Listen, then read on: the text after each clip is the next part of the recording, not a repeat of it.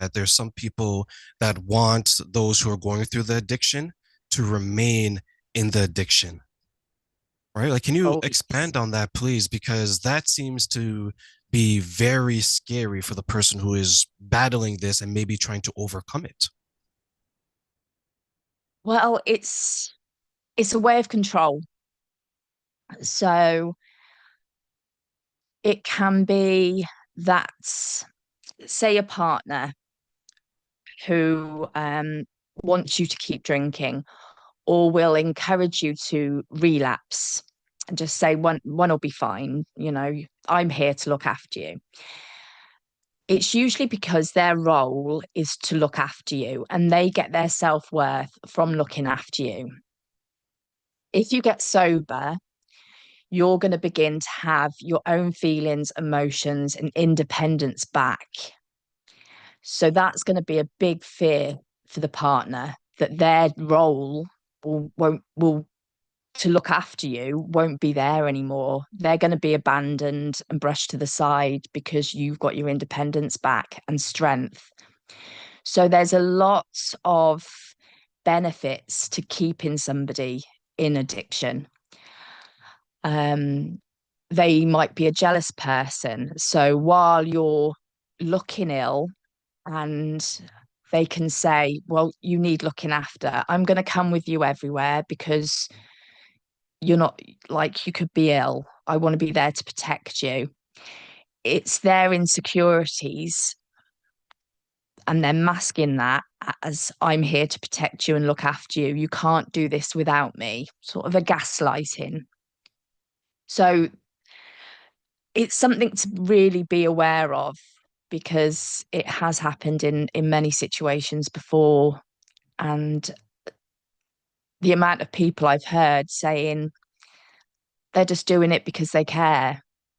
It's not, it's because you're getting your independence back and being your own person. Could that also mean that there are those who will look for those who are prone to becoming addicted, encourage the addiction, and then have them become reliant on them in a way to manipulate them?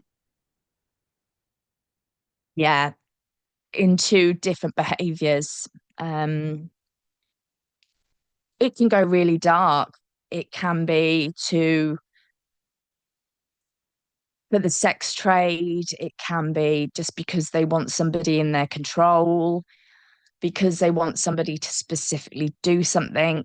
It's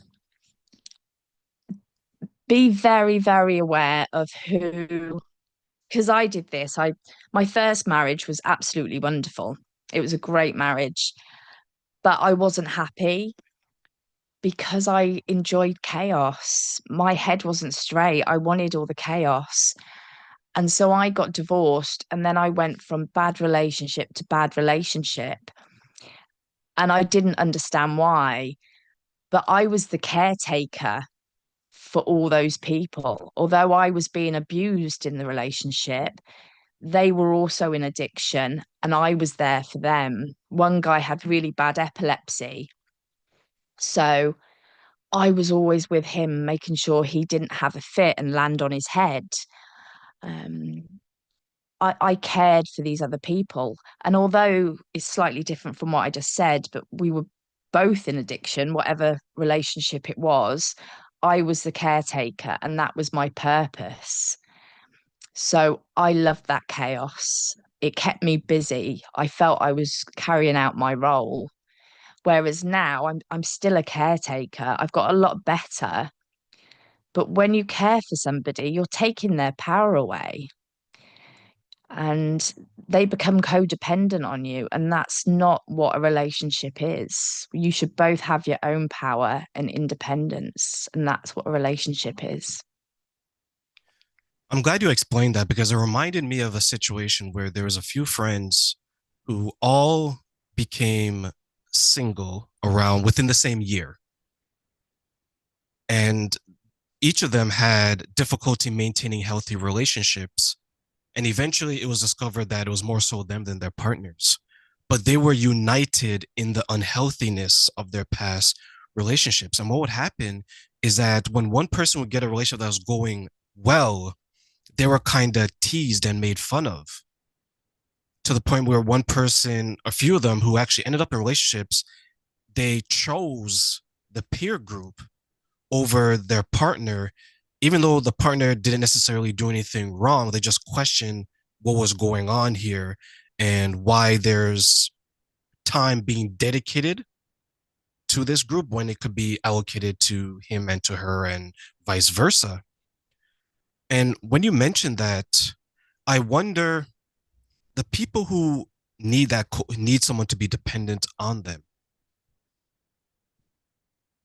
are they then addicted to always having someone there through the codependency because they know, or maybe they even feel that they're not good enough to have healthy relationships? Absolutely. And there can be a big element of self-sabotage as well, of I'm not deserving.